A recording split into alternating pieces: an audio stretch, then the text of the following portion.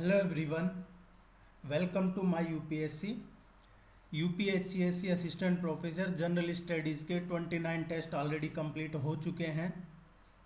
अगर आपने अभी तक ये जो टेस्ट ऑलरेडी कंप्लीट हो चुके हैं, फुल लेंथ टेस्ट भी हैं, इंग्लिश में भी हैं, हिंदी में भी हैं, तो आप चैनल का नेम जहाँ लिखा हुआ है माय यूपीएससी उस पर क्लिक करें, वीडियो सेक्शन में जाएं और जितने भी अब तक टेस्ट हो चुके हैं उन सबको देखिए।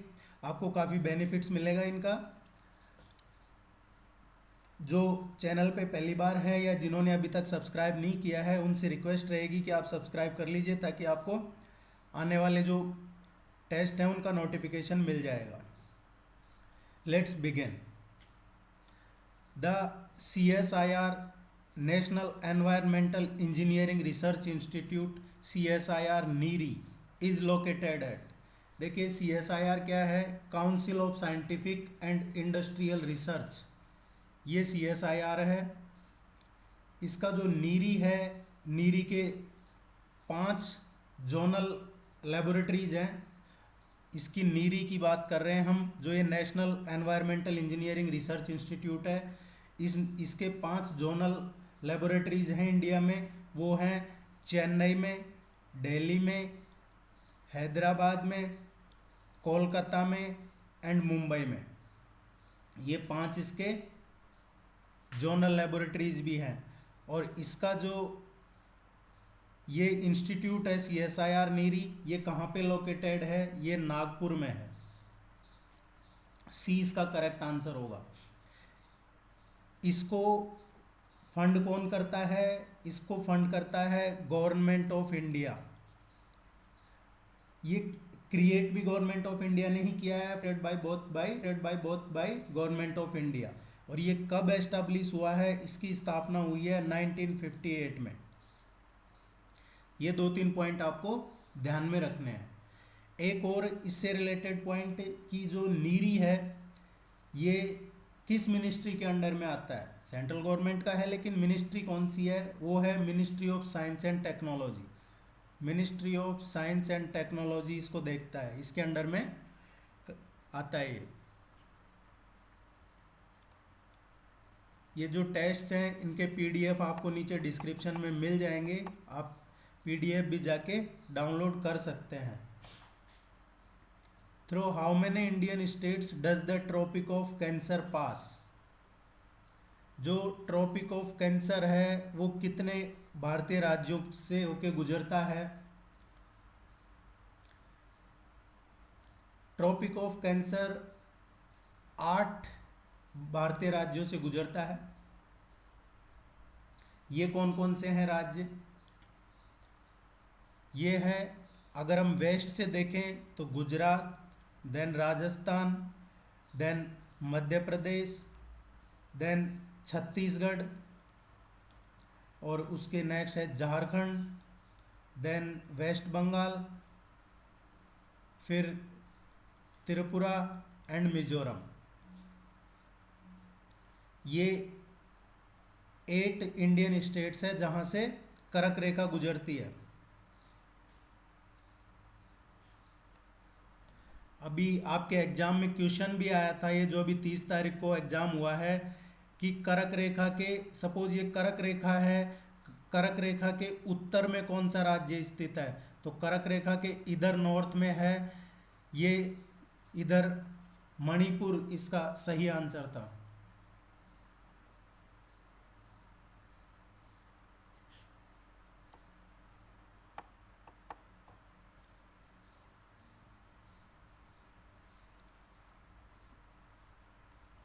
The zone which separates the troposphere from stratosphere is.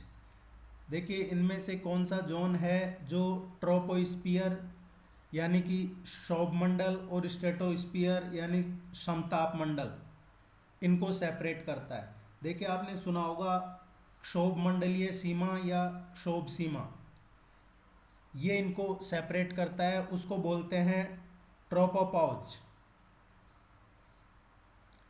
Tropopause ये क्षोभ मंडल और समताप मंडल को एक सीमा इस तरह इनके बीच में, और इसकी खासियत ये है ट्रोपोपॉज की कि यहाँ पे जो टेम्परेचर है इसमें बहुत सडन चेंजेज होते हैं।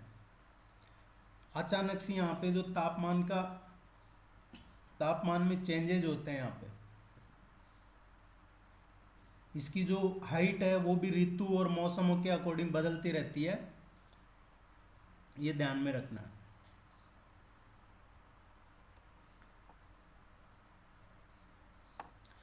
How many times has the proclamation of national emergency been enforced in India?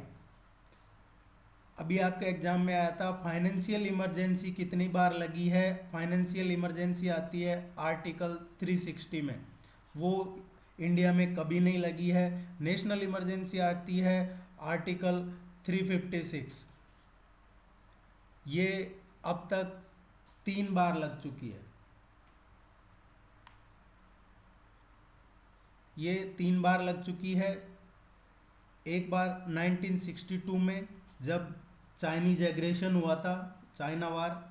1971 में जब पाकिस्तान ने अटैक कर दिया था, और एक बार 1975 में जो इंदिरा गांधी जी ने लगाई थी इंटरनल डिस्टरबेंस के नाम पे।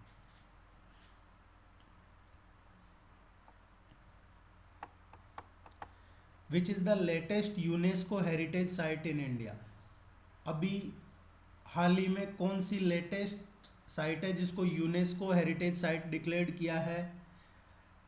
देखिए, अभी रिसेंटली 2 साइट्स को यूनेस्को डिक्लेयर किया है, यूनेस्को हेरिटेज साइट्स। एक है धोलावीरा गुजरात, और दूसरी साइट है, ये है रामप्पा। ये रामप्पा है, ये काकतीय रुद्रेश्वर टेम्पल है, इसको रामप्पा टेम्पल भी बोलते हैं। It received its inscription as a world heritage site. और ये कब हुआ है? अभी रिसेंटली 2021 जुलाई में। अगर यहाँ से दूसरा क्वेश्चन बनता है तो ये कि सबसे ज़्यादा यूनेस्को हेरिटेज साइट किस राज्य में है, तो वो है महाराष्ट्र में। महाराष्ट्र में 5 साइट्स हैं।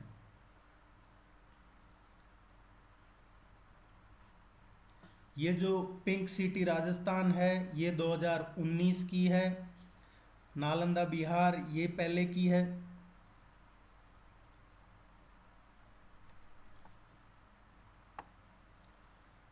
Who is the author of the book titled The Making of Aadhaar, World's Largest Identity Platform? इस बुक के राइटर कौन है? देखिए, ये बुक लिखी है जो फर्स्ट डायरेक्टर जनरल थे इसके UIDAI के। UIDAI आप जानते हैं, unique identification development authority of India, ये आधार कार्ड वाली। इसके जो पहले डायरेक्टर जनरल थे उनका नाम था राम सेवक शर्मा। राम सेवक शर्मा ने ये बुक लिखी है।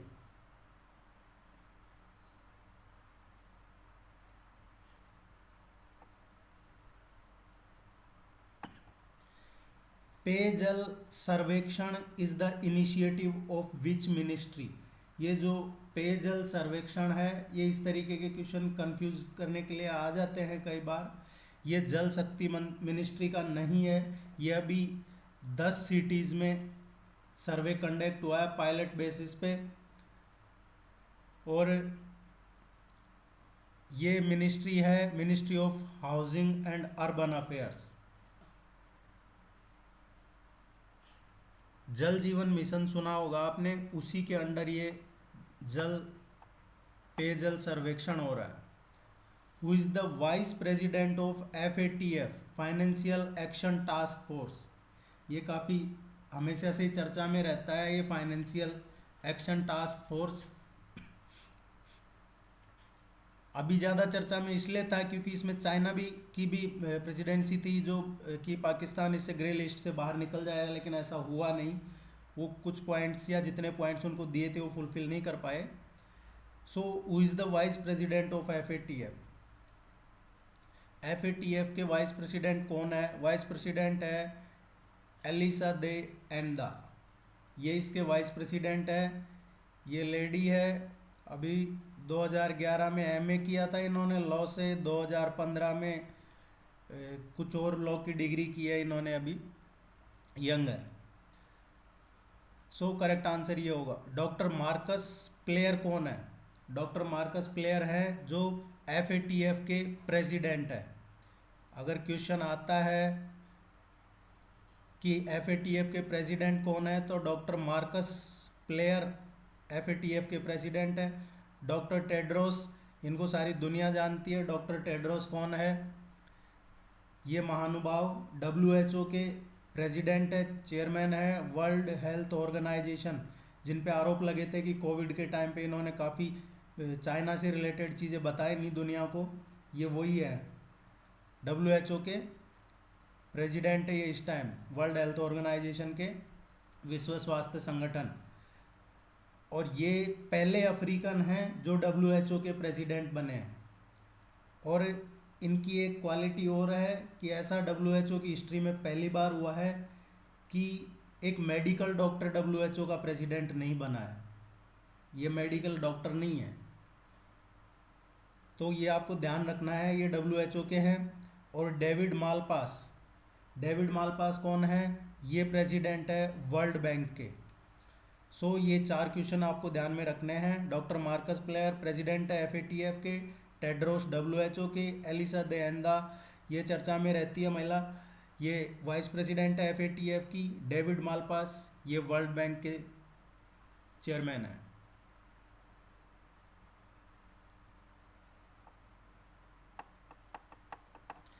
By which of the following methods the true evaluation of students is possible?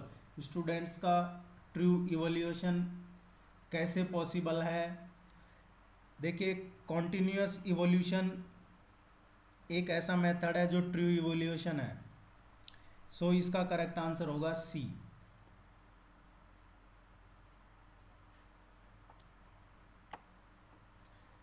Traffic was established by which of the following organisations? देखिए, ये जो ट्रैफिक है,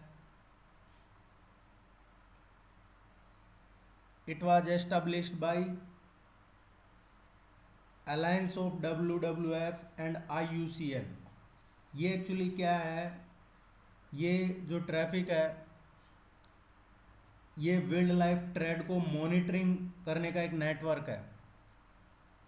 जो वाइल्ड लाइफ ट्रेड है उसको मॉनिटरिंग करने का नेटवर्क है, और ये एक NGO है। NGO है। इसको कब एस्टेब्लिश किया था? 1976 में। इसका हेडक्वार्टर कहाँ पे है? कैम्ब्रिज UK में। और इसकी स्थापना किसने की? It is founded by WWF। WWF हम जानते हैं world wild life fund for nature, and IUCN international union for conservation of nature.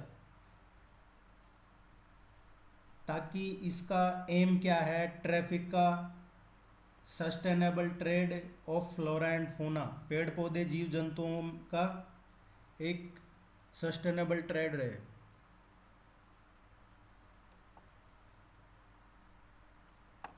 Which one of the following is not include first world countries? इनमें से कौन सा country है जिसको first world countries नहीं माना जाता है? देखिए, US, कनाडा, ऑस्ट्रेलिया ये फर्स्ट वर्ल्ड कंट्रीज है। इनमें आप जो एक न्यूजीलैंड को और जोड़ दें, वो भी फर्स्ट वर्ल्ड कंट्री है। चाइना फर्स्ट वर्ल्ड कंट्री नहीं है।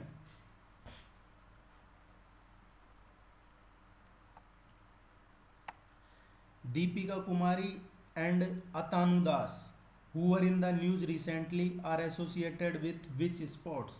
ये दोनों किस खेल से संबंधित है? देखिए, पहली बात तो दीपिका कुमारी और ये जो अतानु दास हैं, ये दोनों हस्बैंड वाइफ है। ये दोनों हस्बैंड वाइफ हैं और ये जुड़े हुए हैं आर्चरी से। अभी इन्होंने दोनों ने इंडिविजुअल्स में जो first world cup gold medal है, ये वर्ल्ड कप स्टेज फर्स्ट में गोल्ड मेडल जीता है दोनों ने ही, इंडिविजुअल मेंस और वीमेंस के इवेंट में, इसलिए ये चर्चा में है। ये आप ध्यान रखना, एग्जाम में भी आ सकता है।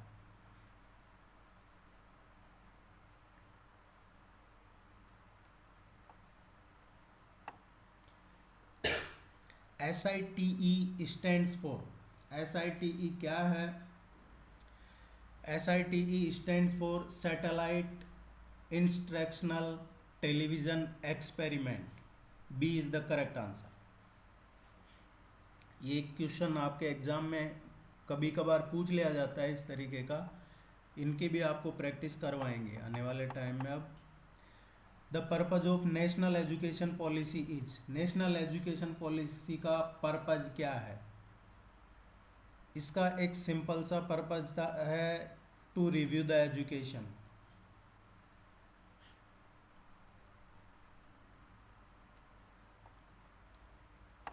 Which of the following is an example of a non random sampling method?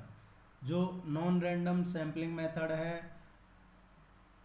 उसका एग्जाम्पल इनमें से कौन सा है? देखिए, जो नॉन रैंडम सैम्पलिंग मेथड है, जो कन्वीनियंस सैम्पलिंग है, ये नॉन रैंडम सैम्पलिंग है।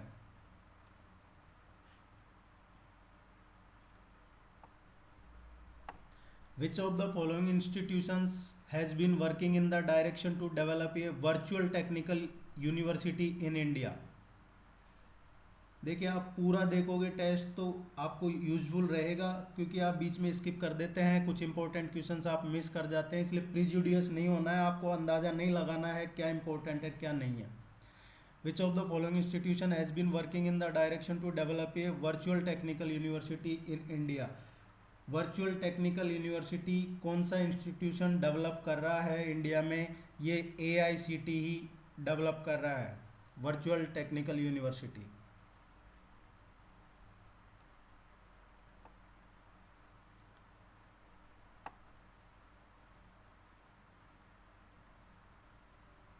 Which one of the following non-conventional energy sources can be exploited most economically? देखिए, जो non conventional energy source economically सबसे ज़्यादा एक्सप्लॉइट हो सकता है, ये है solar.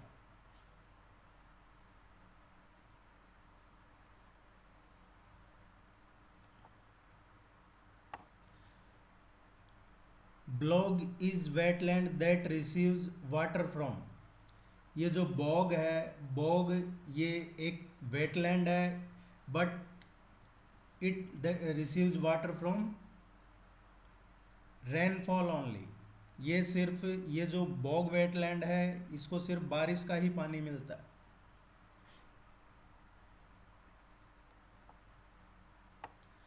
The national Indian association was founded by who among the following? इनमें से किसने नेशनल इंडियन एसोसिएशन की स्थापना की थी? नेशनल इंडियन एसोसिएशन की स्थापना, ये इसकी स्थापना हुई है 1870 में। इसकी स्थापना हुई है, की थी मैरी कारपेंटर ने। मैरी कारपेंटर ने इसकी स्थापना की थी। मैरी कारपेंटर एक्चुअली ये एक इंग्लिश एजुकेशनल और सोशल रिफॉर्मर थे, जो ये राजा राम मोहन राय से मिलना चाहती थी, और ये 1866 में इंडिया आई, राजा राम मोहन राय से मिली, और उसके बाद ये मिली केशव चंद्र सेन से। केशव चंद्र सेन जिन्होंने ब्रह्म समाज से के लीडर हैं, उन्होंने इनको कहा कि आप ब्रिटेन में एक कम्युनिकेशन इम्प्रूव करने के लिए ब्रिटिश और इंडियन रिफॉर्मर्स के बीच में एक कम्युनिकेशन बने, उसके लिए कुछ ऐसा बनाइए। तब इन्होंने जाके और 1870 में ये नेशनल इंडियन एसोसिएशन बनाया था, Mary carpenter.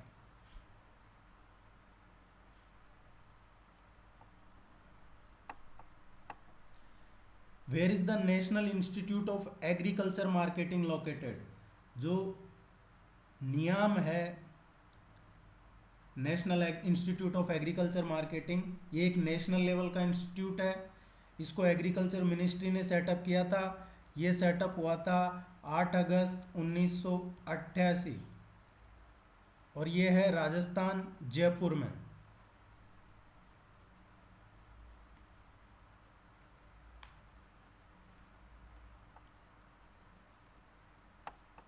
Oil and natural gas corporation was established in which year? ONGC की स्थापना कब हुई?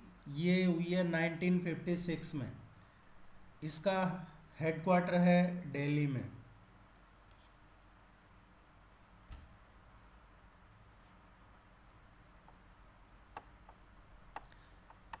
One eighty degree longitude is also known as, 180 degree जो लॉन्जिट्यूड है उसको बोलते हैं 180th 180th मेरिडियन, और anti meridian is the prime meridian. इसमें कंफ्यूज नहीं होना आपको, 180th मेरिडियन या anti meridian is the prime meridian. इसी को बोला जाता है इंटरनेशनल डेट लाइन। ये क्या करता है? पृथ्वी को वेस्ट और ईस्ट इसमें डिवाइड करता है। एक ग्रेट सर्किल है, it forms a great circle that divide the earth into west and eastern side, ऐसे।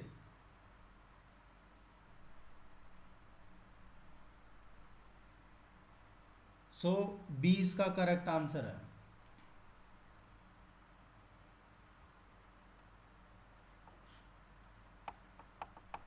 इन which of the following direction we can find the evening star? शाम का तारा किस दिशा में है? शाम का तारा किसको बोलते हैं? शाम का तारा, देखिए, मॉर्निंग स्टार और इवनिंग स्टार। आपने सुना होगा वीनस। वीनस है is the second planet from the sun and it is known as morning and evening star, and it can be seen in west direction.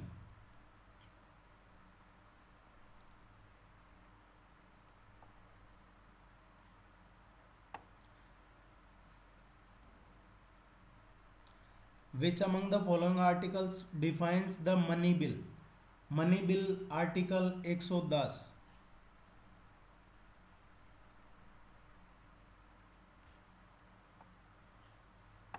Which part of Indian Constitution deals with the panchayats? Which articles deals with the panchayat? Which part of the Indian Constitution? Part 9 deals with the panchayats। और ये जो part 9 है, ये जो पंचायत से deal है, से related है, ये कब इंक्लूड किया गया है इंडियन कॉन्स्टिट्यूशन में? ये किया है 1992 में, जब 73rd कॉन्स्टिट्यूशनल अमेंडमेंट एक्ट हुआ था। और इसमें आर्टिकल हैं 243 टू 243 ओ।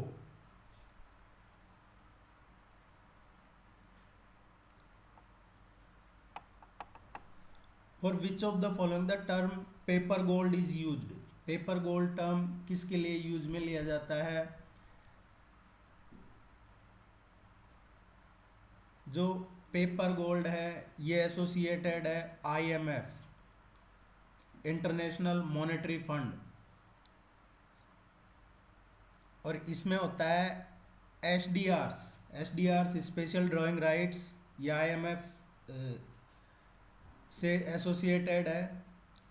जो एसडीआर्स ऑफ द आईएमएफ और आल्सो कॉल्ड पेपर गोल्ड। और ये पेपर गोल्ड्स किसको दिए जाते हैं, या यूं कहें जो स्पेशल ड्राइंग राइट्स हैं ये किसके लिए होते हैं? जो आईएमएफ के मेंबर कंट्रीज होते हैं उनको, उनके लिए होते हैं। ये प्राइवेट पार्टीज इसको यूज नहीं कर सकती है। और जो यूं कहें कि जो फॉरेक्स रिजर्व है, फॉरेक्स रिजर्व का सप्लीमेंट्री है ये paper gold.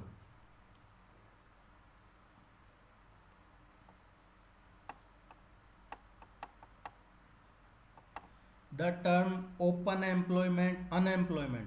unemployment is used when देखिए, एक तो होता है अनएम्प्लॉयमेंट, एक होता है ओपन अनएम्प्लॉयमेंट। ओपन अनएम्प्लॉयमेंट वो होता है कि आदमी काम करना चाहता है लेकिन उसको काम नहीं मिल रहा है, वो है open unemployment. People are willing but not get the work.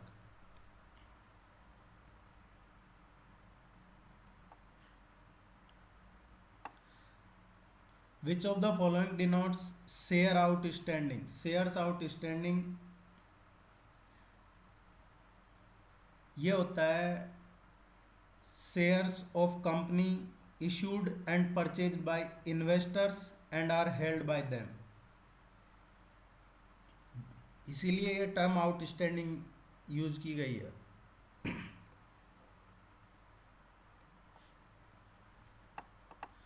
Which sector contributed more to national income? जो राष्ट्रीय आय है उसमें सबसे ज़्यादा कंट्रीब्यूशन किस सेक्टर का है? देखिए, जो नेशनल इनकम है उसमें अप्रोक्सीमेट 60% कंट्रीब्यूशन अनऑर्गेनाइज्ड सेक्टर का है।